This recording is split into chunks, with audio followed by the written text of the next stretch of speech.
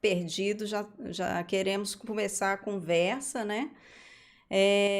Doutor Luiz Cláudio, eu vou começar então, depois desses testes todos, espero que não tenhamos problema. Eu queria começar o nosso bate-papo aqui, pensando nesse cenário no qual nós nos encontramos hoje, né, pandêmico. A gente tem observado, para quem está com o olhar atento, que a pandemia trouxe à tona questões sobre saúde baseada em evidência, né? Quem tem essa lente de óculos conseguiu enxergar. Aí eu queria saber qual que é a sua percepção. Os profissionais de saúde, eles sabem trabalhar com saúde baseada em evidências? O que que você pensa sobre isso? Então, Mariana, a questão de saber, de ter conhecimento sobre medicina baseada em evidências, eu acho que não é esse o maior problema, o problema do conhecimento. O primeiro, o reconhecimento da importância de medicina baseada em evidências e algum nível de conhecimento metodológico básico. Não é esse o maior problema. O maior problema é a cultura médica, que não é uma cultura baseada em evidência. Então, eu enfatizo isso porque há uma grande diferença entre a pessoa ser treinada em conhecimentos básicos de metodologia científica, saber diferenciar um estudo observacional de um ensaio clínico, saber que é um ensaio clínico, que é a verdadeira prova de eficácia. Isso aí é conhecimento. Isso é necessário, mas não é suficiente. O que tem mais e o que mais faz falta não é tanto essa questão do conhecimento, mas é a cultura em que a gente vive. E é uma cultura tanto em medicina, em saúde, como uma cultura da sociedade. A nossa sociedade, e aí eu não digo não é só a sociedade brasileira, a sociedade ocidental, digamos assim, não é exatamente uma sociedade baseada em evidências científicas. Não é exatamente uma sociedade letrada do ponto de vista científico, a ponto de saber pensar cientificamente nos processos de decisão. Então, não é só a saúde que sofre da ausência do paradigma medicina baseada em evidências, mas todas as outras áreas. Será que os professores das universidades montam suas aulas diante da perspectiva de evidências científicas ou intuitivamente? Será que os políticos tomam decisões gerenciais, digamos, os prefeitos, eles tomam decisões nas cidades deles para conter violência baseada em evidências científicas ou baseada no que eles acham, né? Será que os economistas tomam decisões baseadas em evidência ou baseadas no que eles aprenderam na escola em Chicago, sem questionar devidamente quais são as evidências? Então, todas essas questões permeiam a sociedade como um todo. É uma sociedade que está até evoluindo desse ponto de vista, mas não está evoluindo num ponto que, ao ter que lidar com uma situação tão inusitada como essa pandemia, reagiu de uma maneira racional. Aí ficou muito aparente uma irracionalidade científica que já existia há muito tempo. Não acho que estamos em crise de racionalidade. Pelo contrário, nas últimas décadas, eu acho que tem havido uma evolução. Mas não uma evolução num ponto que, ao lidar com uma situação que a gente está vivendo agora, a gente tive capacidade de reagir da maneira adequada. Ficou apenas mais aparente que nós não estamos evoluídos suficientemente do ponto de vista da racionalidade dos processos de decisão. E é isso que a gente está vivendo aqui. Então, não é só uma questão do conhecimento ensinado nas escolas médicas ou curso de medicina baseada em evidências ou alguma coisa assim. Essas questões são importantes, mas é uma questão mais da cultura em que a gente vive. Sim, eu entendo. E assim, com essa fala sua, eu tenho acompanhei a última publicação no Journal of Evidence-Based Healthcare, né, que você, como primeiro autor, publicou, falando um pouquinho do efeito pandemia. Eu queria acho que você já começou a falar, eu queria que você detalhasse um pouquinho o que que você chama de efeito pandemia. Então, o efeito pandemia é a exacerbação da nossa irracionalidade, certo? Então, a racionalidade nos processos de decisão, irracionalidade nos processos de decisão em saúde é uma coisa endêmica, não é uma pandemia de racionalidade. Ela sempre existiu. Diria, como eu falei, a gente tem evoluído aos pouquinhos, a gente tem melhorado, mas é uma racionalidade endêmica. No momento da pandemia, aí é o efeito pandemia, essa irracionalidade aumentou, ela ficou mais exacerbada. E a gente demonstrou esse efeito pandemia porque a gente perguntou a médicos, a gente teve duas perguntas. Perguntas a respeito da prescrição de medicações que não têm justificativa para serem prescritas. Uma pergunta dizia respeito a uma situação da pandemia e outra pergunta, uma situação fora da pandemia. A situação da pandemia era se o médico prescreveria hidroxicloroquina para um paciente com Covid. A situação fora da pandemia era a prescrição de vitamina C para pacientes com sepse bacteriana, que também é uma coisa que alguns andam prescrevendo aí pelos cantos dos hospitais, inclusive de hospitais bem conceituados pelo Brasil. Então, vitamina C, alguns acreditam que deve ser prescrita na sepse. Existem algumas publicações de má qualidade sugerindo o benefício, e existem aqueles entusiastas que gostam de se tornar protagonistas baseados em algum assunto, no caso, em particular, vitamina C. Alguns indivíduos assim bem citados em relação a isso. Mas não existe nível de evidência suficiente para a vitamina C na sepse, e aqui para nós é uma proposta de baixa probabilidade a priori de funcionar. É o que eu gosto de dizer das ideias esdrúxulas, né? Vitamina C nunca serviu para nada, a não ser deficiência de vitamina C. Foi testada em doença coronariana, foi testada para câncer, foi testada para tanta coisa, e é realmente muito pouco provável que ela consiga beneficiar pacientes num processo tão grave como o processo de sepse bacteriana. Então é esdrúxulo. Hidroxicloroquina, antimalárico para curar pacientes com coronavírus, também é esdrúxula. Então são duas coisas esdrúxulas sendo oferecidas para duas situações graves, situações, portanto, semelhantes. A única diferença é que uma está na pandemia e outra não está na pandemia. Então, os médicos responderam em torno, nas situações de sepse grave e Covid grave, em torno, se eu não me engano, 47% dos médicos prescreveriam vitamina C para sepse, em comparação com quase 90% dos médicos, 87%, algo assim, prescreveria hidroxicloroquina para pandemia. Então, é o dobro. Então, o efeito pandemia é pegar uma irracionalidade que já é endêmica e exacerbar essa nossa irracionalidade no processo de decisão. Então, a gente fica mesmo emocionalmente mais sujeito aos nossos próprios vieses. Eu costumo dizer que essa irracionalidade não é uma irracionalidade do mal. Fora alguns que estão querendo fazer sucesso e se tornar famosos a custo desses kits Covids, que esses aí eu não gostaria nem de comentar, a maioria dos médicos que estão ali na linha de frente, eles estão fragilizados pela situação e eles acabam agindo de uma maneira que eu estou chamando de racional, mas com uma boa intenção. O que está faltando ali, mais do que uma educação de metodologia científica, é o entendimento do que é o racional científico no processo de decisão, que a gente pode comentar também aqui hoje à noite. Mas eu gostaria que você comentasse um pouquinho sobre isso, porque uma outra circunstância, além dessa questão que a gente já, né, esse efeito pandemia do profissional acabar sentindo que ele tem que fazer alguma coisa dentro daquela realidade, né? A gente vê também dentro de grupos de profissionais muito a questão de funcionou com o meu paciente ou funcionou comigo, a tomada de decisão a partir de um caso ou dois casos que eu acompanho dentro de uma realidade aberta, né, e sem comparação. Eu queria que você comentasse um pouquinho se a gente pode determinar a eficácia com base na minha experiência clínica com o meu paciente, né? Como que é esse olhar?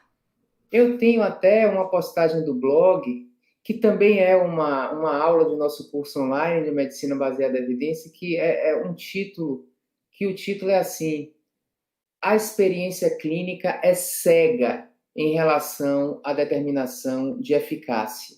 Na verdade, se você quiser desaprender a respeito da eficácia, use a sua experiência clínica. Com isso, eu não quero dizer que a experiência clínica não é importante na decisão do profissional de saúde. Não, de É forma alguma, né? para muitas coisas. A gente pode até dar uma aula, assim, outro webinar para falar da importância da experiência clínica. Mas não é útil e, pelo contrário, ele faz a gente desaprender a experiência clínica se a gente quer provar eficácia. Experiência clínica não prova eficácia, pois a experiência clínica é repleta de vieses, né? A gente seleciona os melhores pacientes para fazer os tratamentos.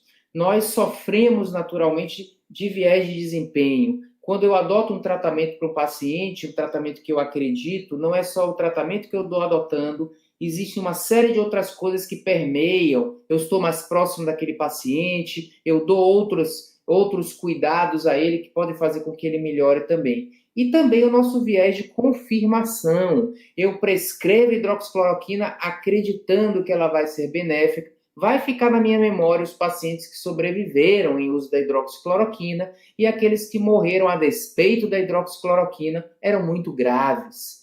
Eles morreram a despeito. Então, isso é o viés de confirmação. A gente vai registrar os casos de sucesso que foram ao encontro da nossa crença e a gente meio que se esquece inconscientemente dos casos que vão de encontro à nossa crença.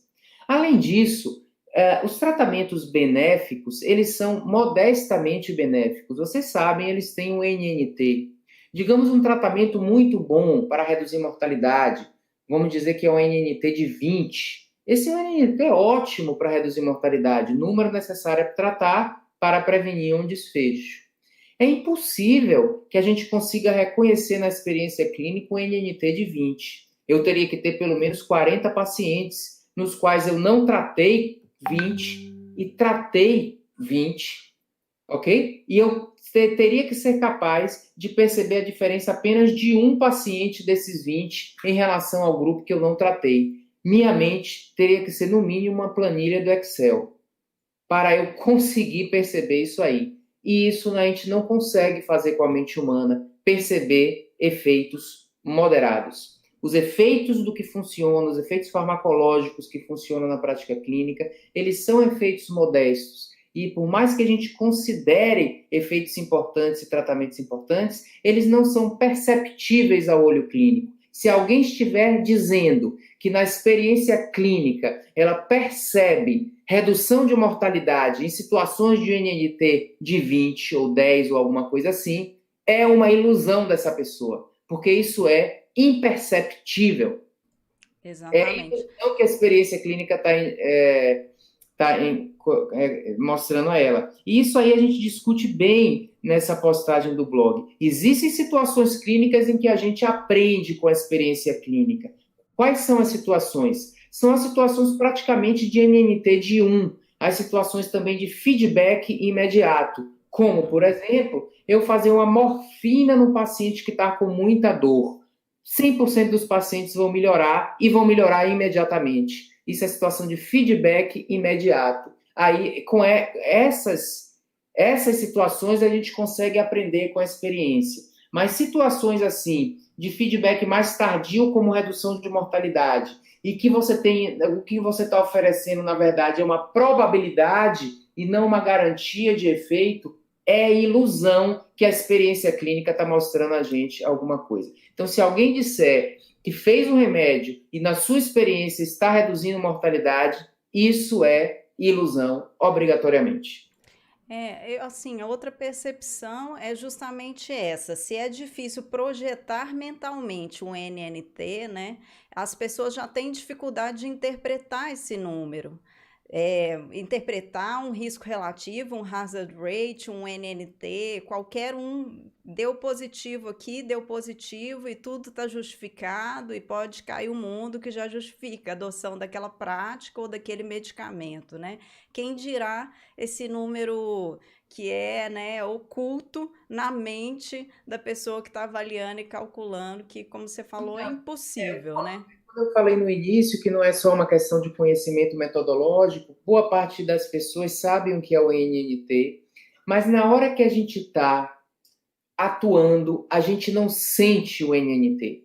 O NNT não é uma coisa que a gente deve apenas ler um artigo e entender. Na prática, a gente tem que sentir ele.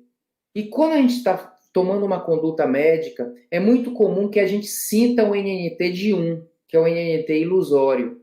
Eu sinto que a minha prescrição tem um poder de beneficiar o paciente e, na realidade, eu não estou sentindo que é só uma probabilidade de beneficiar.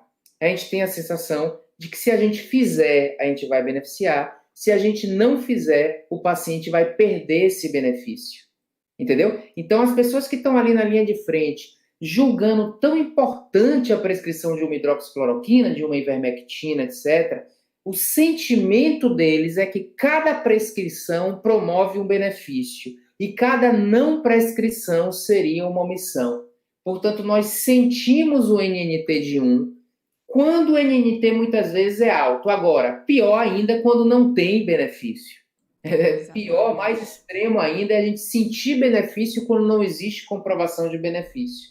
Mas mesmo nas situações que existe um NNT maior do que 1, a gente não percebe isso na prática clínica. Portanto, é alguma coisa mais de habilidade de pensamento, de sentimento do racional do processo de decisão, do que apenas do conhecimento de metodologia científica. Não, perfeito. Assim, outra percepção que a gente tem frente a esse quadro, né, que você fala sobre isso há alguns anos, inclusive, né, eu queria ressaltar para quem ainda não conhece o blog do Dr. Luiz Cláudio, Medicina Baseada em Evidência, conheçam, né, o curso também que ele oferece, é excelente. Quem não sabe o que é NNT ainda, está em dúvida, a gente não vai responder aqui, procurem o blog que vocês vão aprender da melhor forma.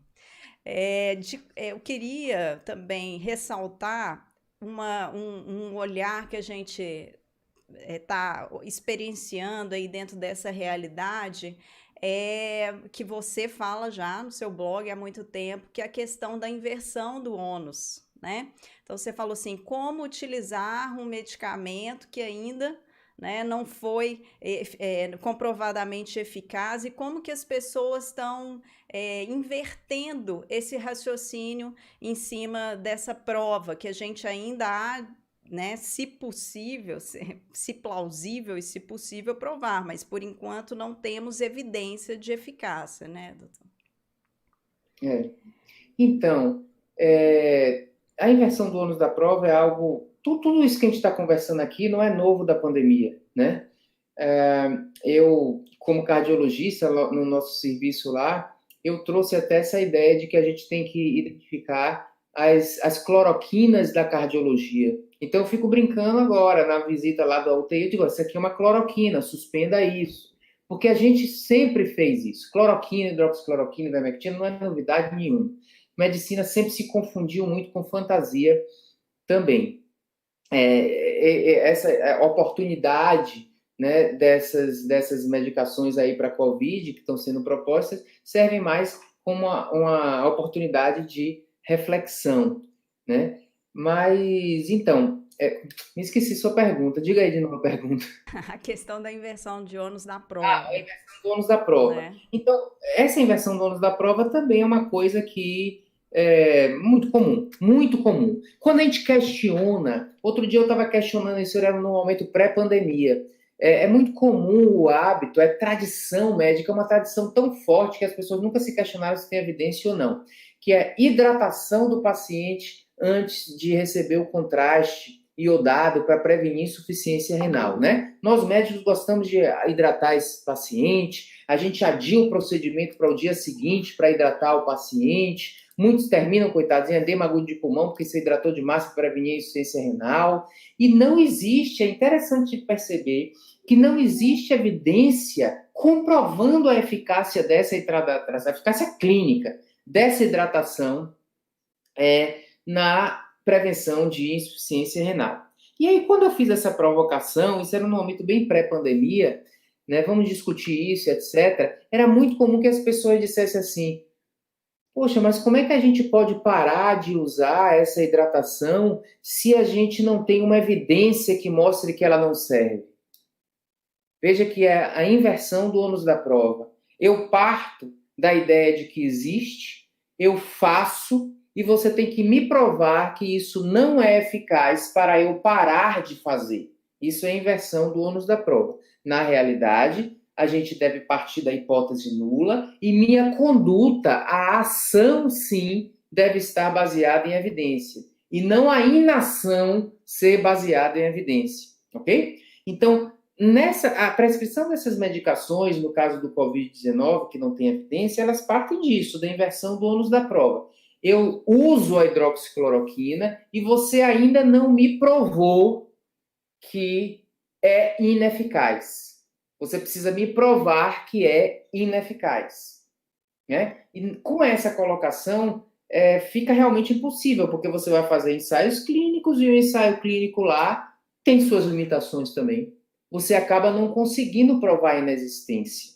A propósito, é impossível provar que algo não existe, do ponto de vista empírico. Sim. Por isso que o ônus da prova está também na existência. Né? Provar que disco voador não existe, eu não consigo provar que disco voador não existe. Eu não olhei o universo inteiro, eu não olhei o tempo inteiro para o céu, eu posso ter não olhado uma hora que passou o disco voador. Né? Então, o que eu posso provar que disco voador existe se eu realmente perceber aquilo de uma maneira acurada? Enquanto eu não provar, eu fico com a hipótese nula que disco voador não existe. Então, a realidade é que é impossível provar a ausência e é inútil provar a ausência. Então, essa questão de eu uso e você tem que me provar que não funciona é a inversão do ônus da prova de quem está usando. No entanto, é interessante a gente perceber que quem está invertendo o ônus da prova não são apenas os crentes na hidroxicloroquina. Os céticos também estão invertendo, na medida em que eles se propõem a provar a ineficácia. Porque se você está diante de uma hipótese praticamente impossível, uma hipótese de muito baixa probabilidade a priori, você se propor a fazer um estudo para aquela hipótese é porque você está querendo provar a ineficácia. Ok? Então você está invertendo, você sabe que a probabilidade é muito baixa. Justifica 145 ensaios clínicos registrados no clinicaltrials.gov só sobre hidroxicloroquina? Claro que não. Isso aí é um segundo efeito pandemia, né, doutor? Se a gente for pensar um número enorme de estudos sendo realizados quando a gente não precisava. Um desperdício de ideias. Eu não estou falando nem de desperdício de dinheiro. Suponhamos que todos os estudos fossem de graça, ok? Sim. É desperdício de energia científica, é desperdício de ideia, é desperdício de debate. 145 estudos.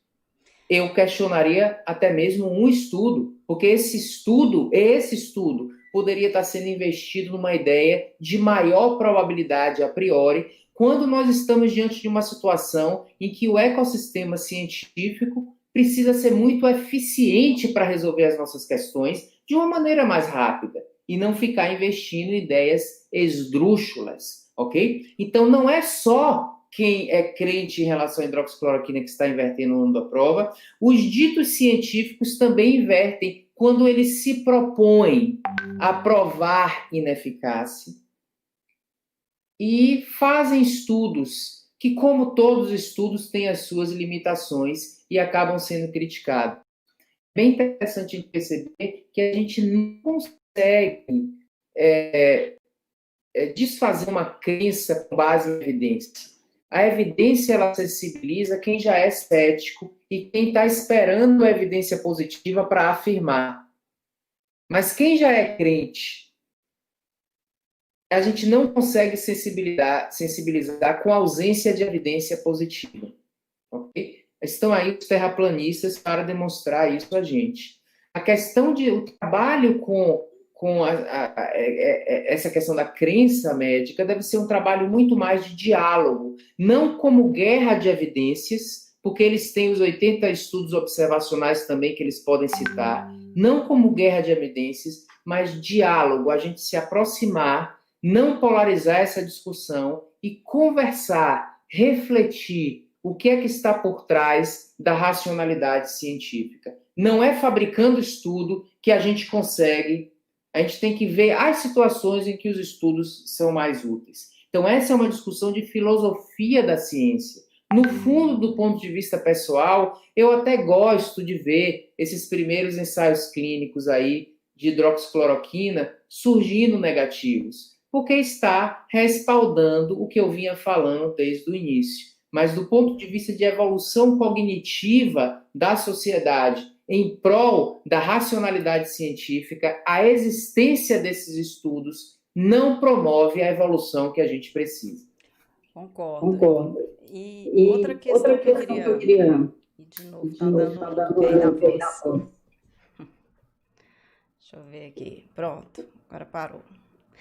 Outra questão que eu queria, essa questão da inversão do ônus da prova, tanto do lado de quem, né, é crente ou descrente, como você bem apontou, doutor Luiz Cláudio, a gente também tem o outro ponto seguinte. Então, depois de discutir se é eficaz ou não é eficaz, a gente está invertendo também, discutindo se é seguro ou não seguro um medicamento que sequer é eficaz. Então, estamos aqui numa live do Instituto para práticas, né, seguras no uso de medicamentos. A gente acaba falando de segurança e, claro, nos riscos que podem estar associados, principalmente numa perspectiva coletiva. Porque quando a gente fala em prescrição num nível individual, após uma avaliação criteriosa dos critérios de contraindicação, etc., né, interações medicamentosas que aquele paciente apresenta, é um outro cenário.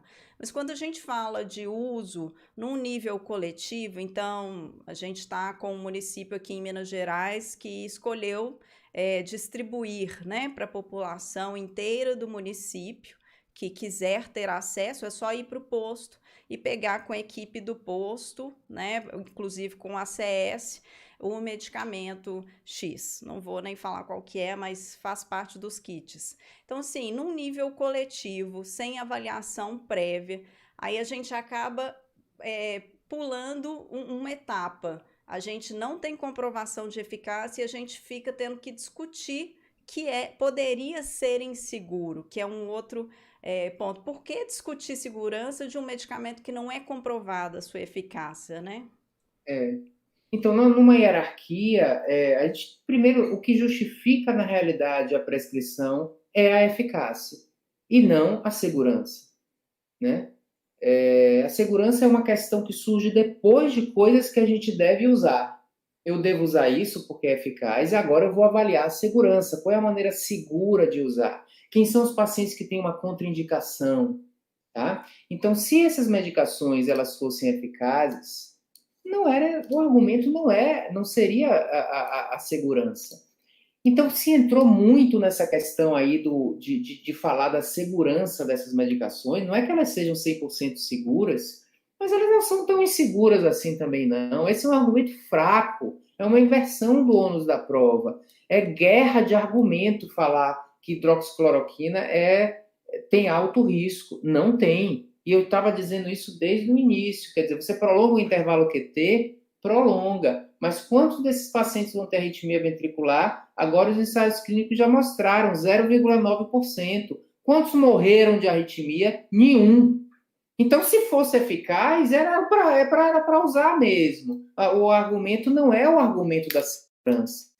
Então, querer ficar falando de segurança é um equívoco, assim, ela vem depois. Agora, uma coisa é falar de segurança, outra coisa é falar de consequência não intencional. Isso sim é a justificativa de a gente não ficar fazendo qualquer coisa, porque tudo tem consequência não intencional. Consequência não intencional, que é o custo do que você faz, sempre existe um custo.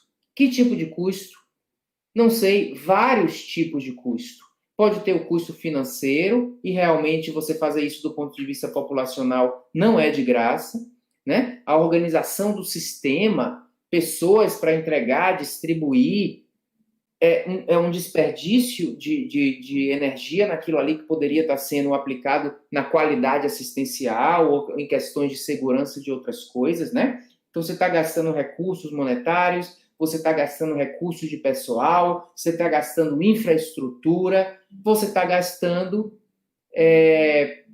às vezes, a atenção do profissional de saúde fica tão ligado naquela terapia fantasiosa que se esquece de coisas mais importantes. Existem interações medicamentosas e existem efeitos adversos, que não são talvez tão graves, mas existem. Então, as consequências não intencionais, elas são múltiplas e elas são até mesmo imprevisíveis. Eu elocubrei algumas aqui, mas vai ter outras que a gente nem imaginou e que vão aparecer. Consequências não intencionais são infinitas. E, portanto, é tipo aquele efeito borboleta. Tudo que a gente faz vai ter um efeito lá na frente que a gente não sabe.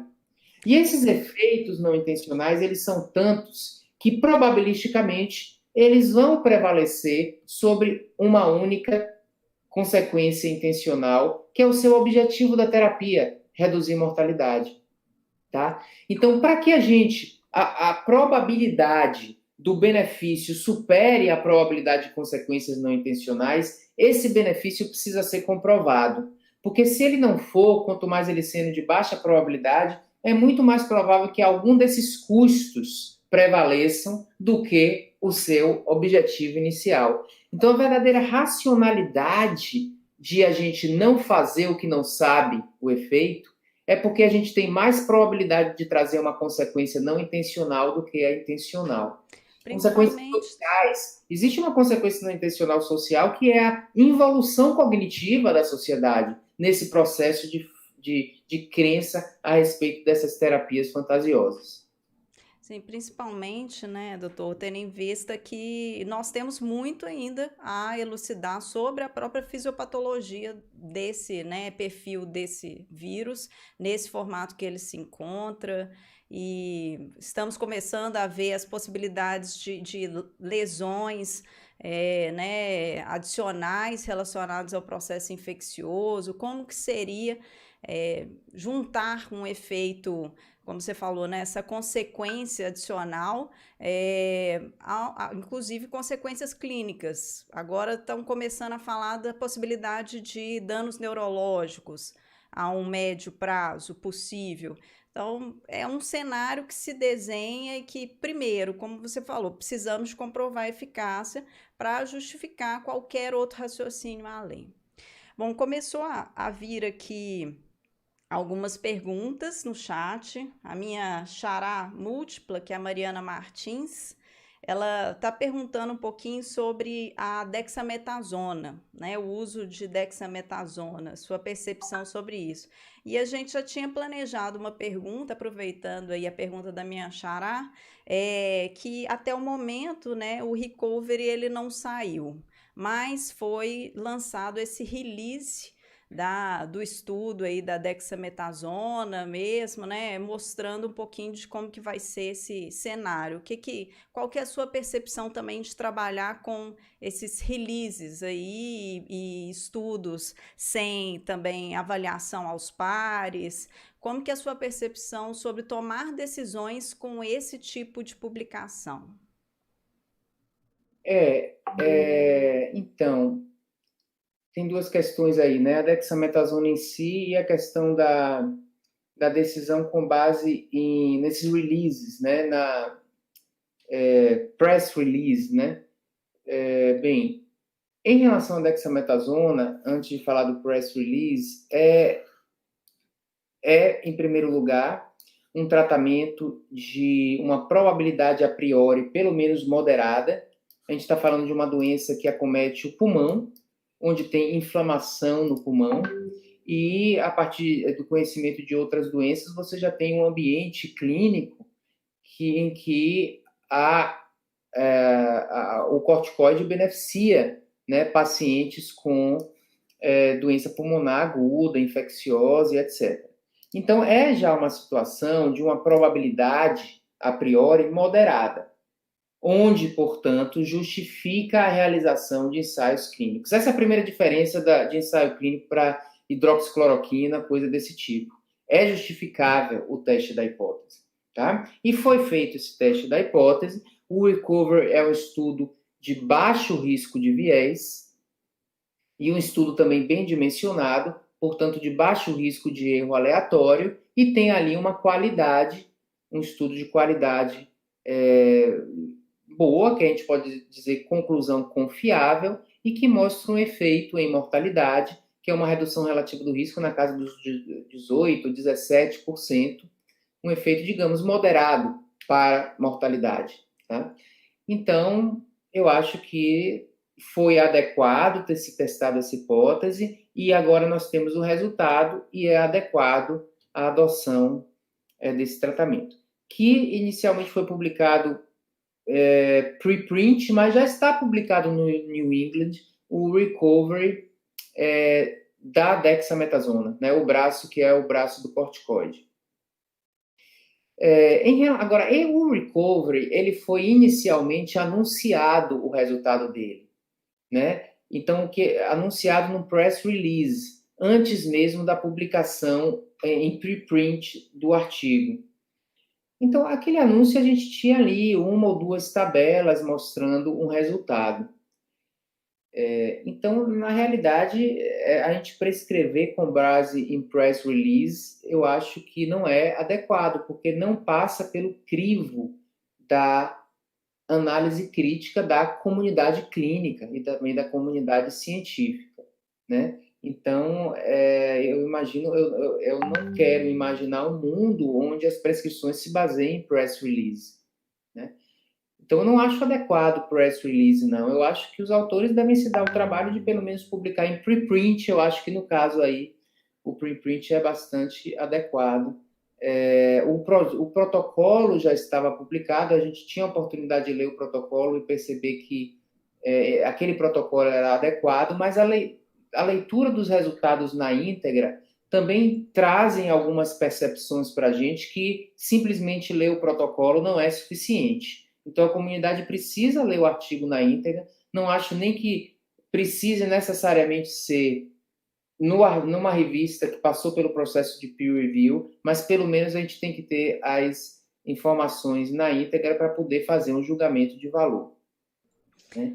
Então, é uma visão crítica que eu tenho em relação a esse mundo, se a gente vai evoluir para esse mundo onde a gente vai passar a prescrever com base em press release.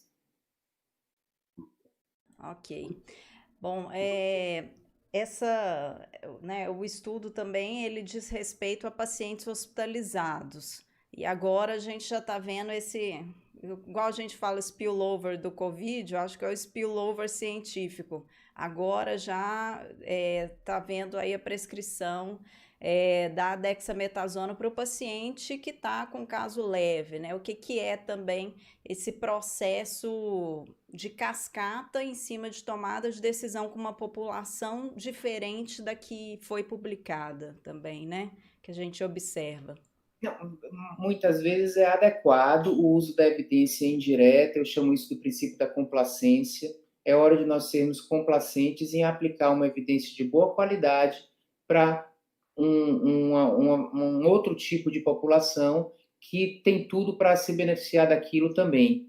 Porque a literatura mostra que o fenômeno da interação é um fenômeno raro, interação estatística, né? Não é medicamentosa. O fenômeno da interação é um fenômeno raro, e o que funciona para um homem funciona para a mulher, o que funciona para o idoso funciona para o jovem. Normalmente essas coisas são aplicáveis. O que funciona para um paciente mais grave funciona para o paciente menos grave também. Apenas por ser mais grave, o NNT daquele mais grave vai ser menor do que o NNT do menos grave.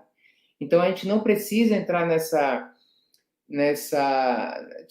caricatura da medicina baseada em evidência, que eu tenho que testar exatamente nesse tipo de população para poder aplicar. Na verdade, tudo que a gente faz em medicina de uma certa forma, evidência indireta, porque o nosso paciente nunca é idêntico ao paciente do ensaio clínico, mas isso não é problema, porque o fenômeno de interação estatística é um fenômeno raro. Ele tem que ter muito motivo para acontecer, ok? Então, se você tem um paciente de doença pulmonar grave, ele vai se beneficiar mais em termos absolutos. Mas o paciente que está com acometimento pulmonar menos grave também vai se beneficiar, né? Então, o paciente em ventilação mecânica, claro que o NNT dele vai ser menor, ele vai ter mais um benefício concreto, absoluto. O paciente não em ventilação mecânica também vai se beneficiar, né?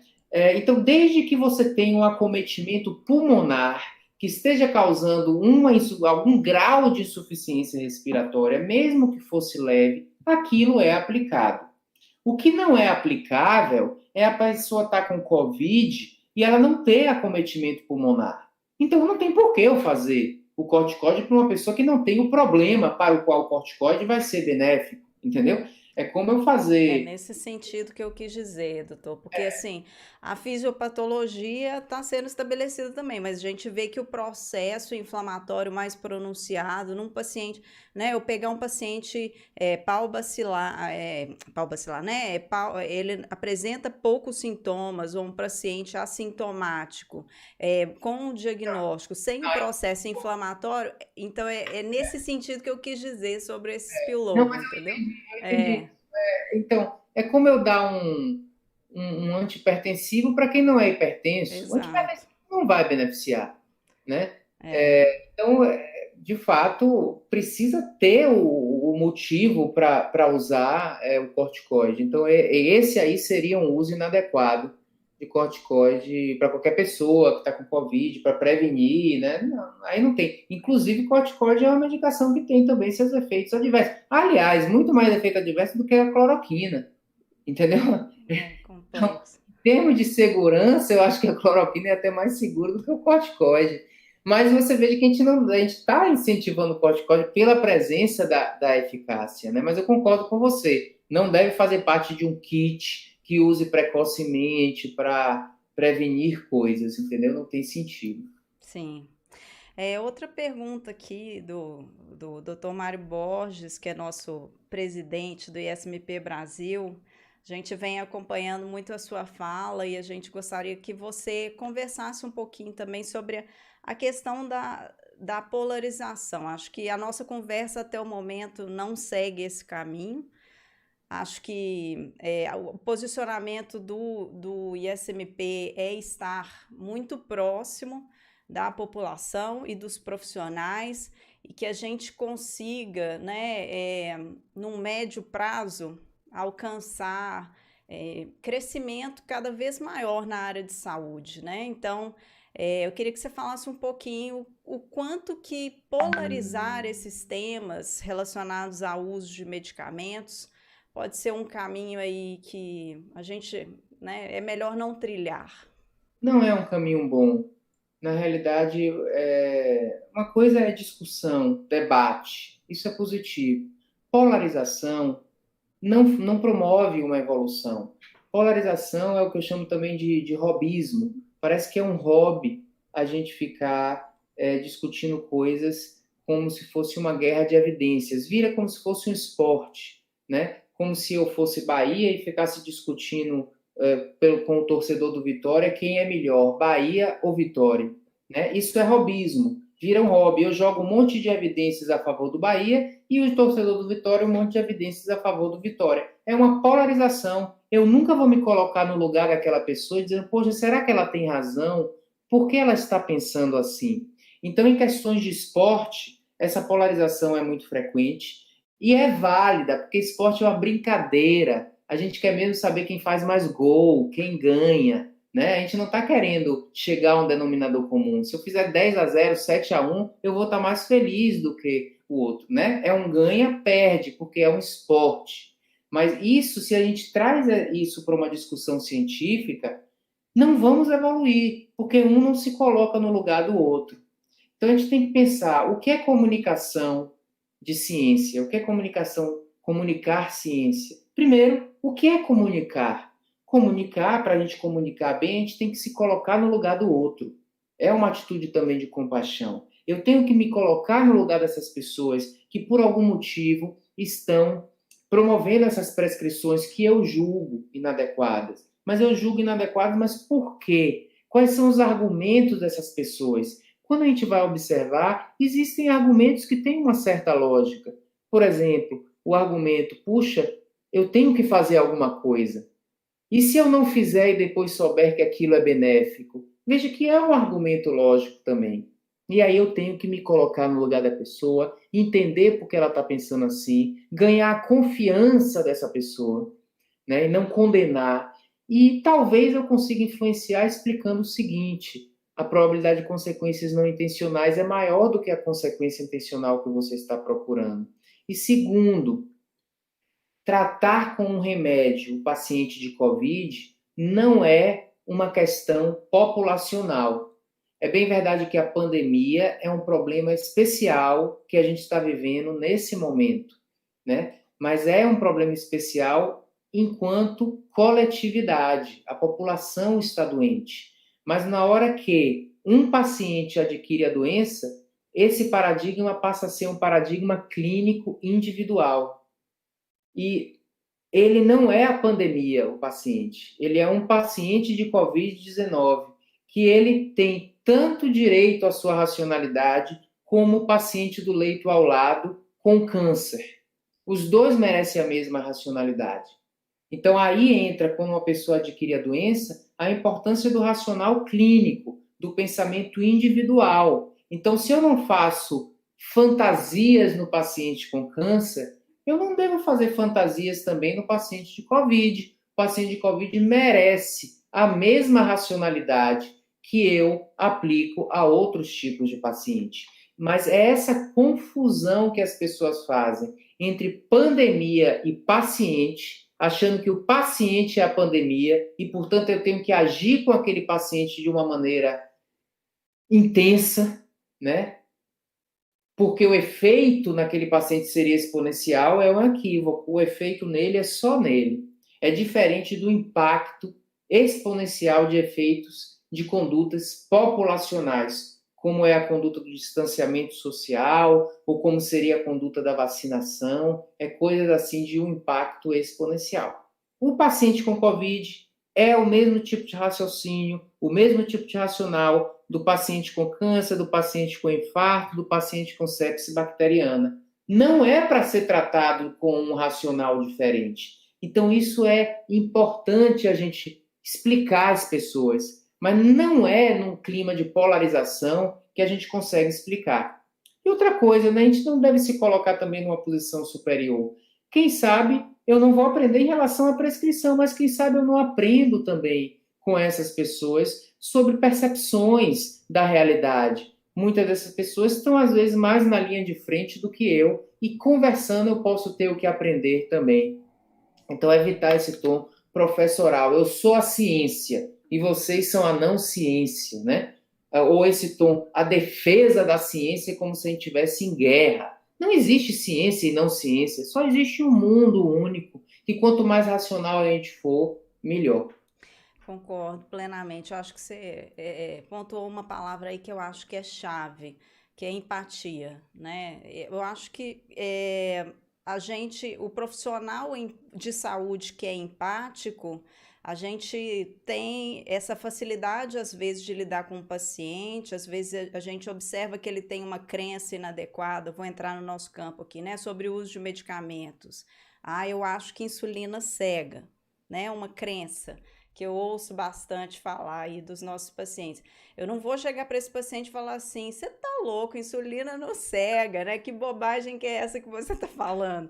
Então, a gente tenta educar o paciente com a construção do conhecimento em cima, né, daquilo que ele já tem, da vivência dele individual.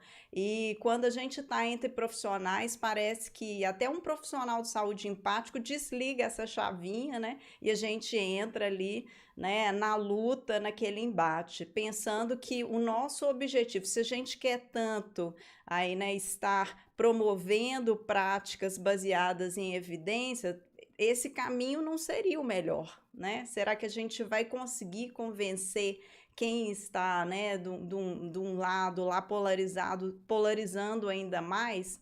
Então, aí quem perde não é uma questão de ego, não sou eu ganhar a discussão, né? Não é você ganhar a discussão em cima de mim, é nós trabalharmos de uma forma que vamos promover práticas baseadas em evidência, né, o máximo que conseguirmos. E se não conseguirmos tudo, que consigamos parcela, né? Então, eu acho que é o famoso pé na porta. Não tem como ganhar a discussão aí dessa forma, né? Acho que a palavra empatia é chave mesmo, né, doutor? Não tem como. Acho que Bom, a gente tem que estar junto é uma mensagem, talvez afinal, é assim, eu acho que a gente tem que estar junto enquanto sociedade para lutar contra esse que é um inimigo. O inimigo não é quem está prescrevendo uma coisa ou outra, mas é o próprio vírus, né? Então a gente tem que estar. E o Brasil ficou muito polarizado, né? Já estava, né, polarizado antes. O Brasil tem uma capacidade de polarização, eu acho que de alguma forma maior do que em outros lugares, né? Pelo menos a minha impressão. Né? Então já vinha nessa linha há alguns anos de uma extrema polarização. Aí quando chega uma pandemia dessa, que a população deveria estar unida em prol de alguma coisa, inventa-se uma polarização maior ainda. na briga, na luta contra a pandemia, e as pessoas passam a brigar, né? Difícil. Brigar que não é necessário o distanciamento social. Isso não vou dizer que é só uma briga política, não. Entre os próprios, eu vi comunidades, discussões entre médicos. Metade achava que o distanciamento social era importante, metade não achava, entendeu? Então, todo mundo virou especialista, né? Os neo-especialistas do Covid, todo mundo passou a ser especialista de economia, especialista de controle populacional, todo mundo tem a sua opinião, e opiniões contrárias e polarizadas. As pessoas dizem, puxa, vamos focar aqui no conhecimento epidemiológico que já existe há 100 anos. Vamos usar o conhecimento que existe. Não. Parece que a epidemiologia tem que ser toda recriada em função do Covid, com vários tipos de opiniões derivadas de neo-especialistas que entram em confronto, e o Brasil ficou nessa mesmice, quer dizer, nesse vexame de distanciamento social que a gente passa, né? Sendo um dos exemplos no mundo de como não se fazer controle da epidemia. Os Estados Unidos voltou tudo aí, né? Mas pelo menos teve, se você olhar nos Estados Unidos, um sucesso da abordagem inicial de uma queda. Depois que abriu, voltou, as pessoas também. Esse é um outro aprendizado que a gente está tendo, de que realmente é difícil a manutenção plena do distanciamento social. As pessoas instabilizam e vão com muita sede ao pote quando se abre. Né? Mas a polarização excessiva no Brasil em relação a todos os assuntos já vinha assim. E aí, quando veio a pandemia, em vez da gente estar unido, da gente estar pensando junto em prol de um controle dessa situação que a gente está vivendo, não. Ficou debate, debate, debate. Uma falta de percepção de que o inimigo é outro. Sim. E não cabe debate político nesse momento. Concordo briga plenamente. Político nesse momento, né? Concordo plenamente. A gente quer ganhar é a guerra toda. Vamos devagar, né? E sempre. Eu vou fazer mais duas perguntinhas aqui do chat, já que a gente teve alguns probleminhas técnicos, começamos um pouco atrasado, doutor. Se você não se importar, vou fazer as duas últimas perguntas antes da gente encerrar. Uma que, aproveitando, né, a sua atuação na área de cardiologia, o Thales perguntou a questão da relação aí entre o COVID e o risco cardiovascular, doenças, né, incidência de eventos cardiovasculares, e também a questão da obesidade E também perguntaram aqui sobre as vacinas e as licenças para sua liberação antes do tempo normal de estudo. Você Ó, podia falar um pouquinho desses temas? eu gostei que Thales falou da questão cardiovascular, porque o que está acontecendo aí nessa pandemia é que todo mundo quer ter seu protagonismo, né? Todo mundo quer ser herói. Isso é uma das reações a tragédias sociais, é o heroísmo que vem depois de um momento de atordoamento, vem a sensação de que eu quero ser o herói. E aí as especialidades médicas, cada um quer ser o espaço de heroísmo. E eu, no caso da minha especialidade cardiológica, a gente vê isso acontecer. Então a gente vê, sem base em evidências adequadas, uma supervalorização de alterações cardiovasculares específicas, como se o COVID trouxesse acometimento cardiovascular de uma forma especial. Na realidade, a gente não tem evidência para dizer isso. Na verdade, o que se parece é que, como toda virose, toda infecção viral, quando atinge uma dimensão sistêmica importante, existe naturalmente algum acometimento cardíaco. Isso não é, por exemplo, elevação de troponina, marcadores de sofrimento miocárdio, ou alterações de contratividade miocárdica que podem aparecer no eco. Se você fizer uma ressonância cardíaca, você vai ver lá alterações no miocárdio também, né? Mas isso não é uma particularidade do COVID. Cardiologia, alterações cardiovasculares não são assim algo que especialmente digamos assim, seja um mecanismo especial de que o COVID tem um tropismo por aquilo especial e que leve o paciente a uma morte ou uma situação mais grave. É apenas as alterações cardiovasculares parecem ser mais assim uma consequência de uma condição sistêmica grave. Então, sempre que você tem uma sepse bacteriana grave, uma condição viral grave, você descompensa problemas cardíacos pré-existentes, ou mesmo na ausência de problemas cardíacos pré-existentes, você pode ter algum acometimento cardíaco, né? Mas é como uma consequência secundária. O COVID ele não tem uma predileção especial pelo coração, a ponto de o coração virar um protagonista nessa situação aí.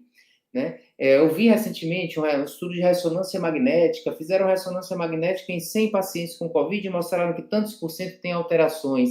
Se você fizer ressonância em 100 pacientes com H1N1 ou 100 pacientes com sepsis bacteriana, possivelmente você vai mostrar uma frequência semelhante dessas alterações. Então, falta muito desses relatos de acometimentos cardíacos o grupo controle, mostrando que COVID é mais do que não COVID. Situações semelhantes, porém não COVID. Então, a gente não pode ficar afirmando que as alterações cardiovasculares são assim especiais. É claro que pode existir, mas como toda infecção, como em toda situação. Essa é a primeira questão, né, que Thales perguntou, mas teria alguma outra segunda questão de Thales que você falou antes Thales da perguntou sobre a questão também da relação da obesidade enquanto fator de risco ou marcador de risco. é, antes de falar de fator ou marcador de risco, obesidade, eu acho que tem havido assim, quando se fala em risco, né, devido a esses fatores, o que está faltando no raciocínio é o pensamento multivariado. Porque é muito simplório dizer assim, é obeso, então tem 3 vezes mais risco. Perfeito, É perfeito. idoso, então tem tantas vezes mais risco, né? Aí é diabético, então tem tantas vezes mais risco. Cadê o modelo ajustado aí, né, em todas essas análises? Cadê o modelo multivariado? Eles parece que desapareceu, né? Então, se você for ver assim, um obeso, mas que ele não é idoso, ele não é diabético, ele não é isso, ele não é aquilo, provavelmente ele tem baixo risco. Um idoso de 65 anos, mas que não tem nenhuma outra coisa, provavelmente ele não tem um risco assim. E aí fica assim, o idoso você tem que prender numa casa, não pode nem respirar porque vai pegar o Covid, né?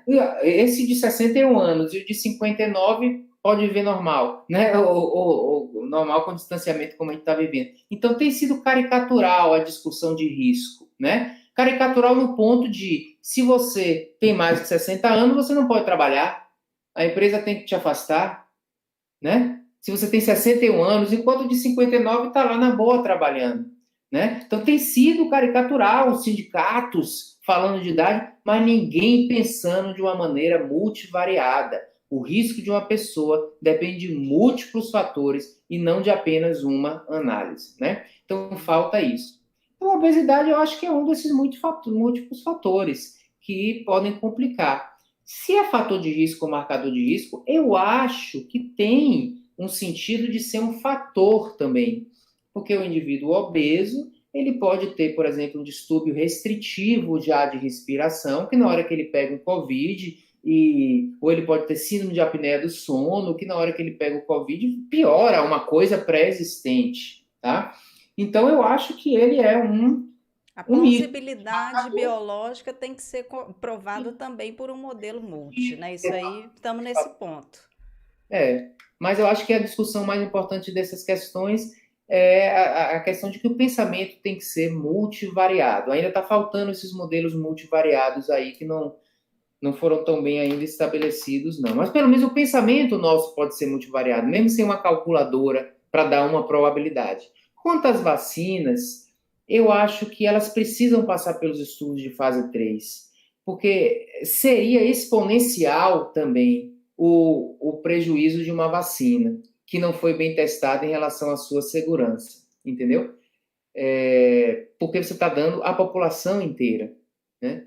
Então, mesmo que a gente esteja assim com uma certa pressa, porque o impacto da vacina vai prevenir muitas mortes, mas eu acho que teria é diferente de, ó, eu vou dar aqui uma medicação para um paciente, se ele prejudicar é ele. Ele tem um NNH versus um NNT. Aqui a gente está diante de um benefício exponencial, mas se for uma vacina que vai causar prejuízo nas pessoas, matar pessoas, sei lá o quê, causar miocardite, alguma coisa, vai ser também exponencial o resultado disso.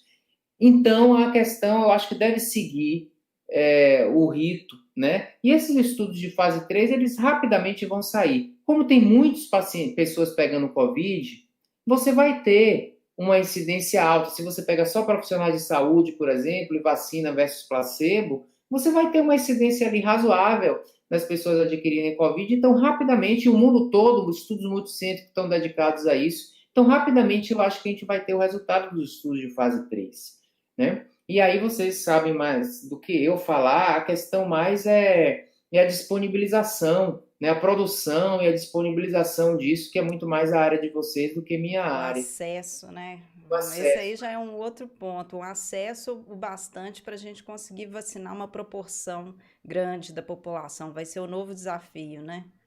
É. Bom, acho que eram essas perguntas. No mais, eu vi até que você respondeu aí, a doutora Lúcia Noblar. Ela ficou super Eu tô com vários feliz. aqui. É membro fundadora do ISMP, né? Uma querida nossa. Então já te parabenizou. Ela ficou muito feliz quando ficou sabendo que você estaria na live conosco. Agradecer Para a a luz. ela estar conosco hoje. Também muita gente elogiando, Isabela Viana, Elaine Azevedo, Recem, Neiva, que é a nossa, faz parte da diretoria também, Josiane. Rafael Lima falou aí que foi uma discussão sobre a ótica centrada na pessoa, né? Acabamos indo por esse ponto também, que eu acho super relevante, não vou ficar falando mais uma vez. No início da live eu comecei a falar, mas acabou cortando, sobre como que medicamentos são aprovados. Isso está na primeira live nossa e está no nosso site, tá, gente? Do boletim do ISMP Brasil. Acessem, conheçam os boletins. Nós estamos aí programando um novo. O último que saiu é sobre enoxaparina, né? E o próximo que deve sair é sobre medicamentos biológicos. Então, preparem-se aí para poder trabalhar conosco na perspectiva de promover o uso seguro desses medicamentos. Doutor Luiz Cláudio, eu queria agradecer muito a sua participação, esse bate-papo. Foi um prazer tê-lo conosco no ISMP, agora online, que a gente tenha, né, em breve uma oportunidade de estarmos juntos e aglomerados em outro evento também nosso, né? Assim que possível. Muito obrigada por atender o convite e enriquecer tanto a nossa noite com, né, a sua fala dominante, tão plena nessa área. E mais uma vez, convidando todo mundo para acessar o blog e as lives também que você faz. Ok, então eu agradeço muito. Foi um prazer estar aqui. Agradeço de novo você, Mariana e Mário, pelo convite e muitos amigos aí, colegas comentando. Já estou me sentindo em casa. Que bom. Então, no próximo evento presencial, espero que a gente se veja. E estou sempre à disposição para a gente discutir essas coisas e aprendo muito com vocês também. Foi ótima discussão. Obrigada. Boa noite para todos que estavam aí nos vendo. Boa noite, doutor Luiz Cláudio. Bom descanso, merecido. Valeu, Até. abraço. Abraço.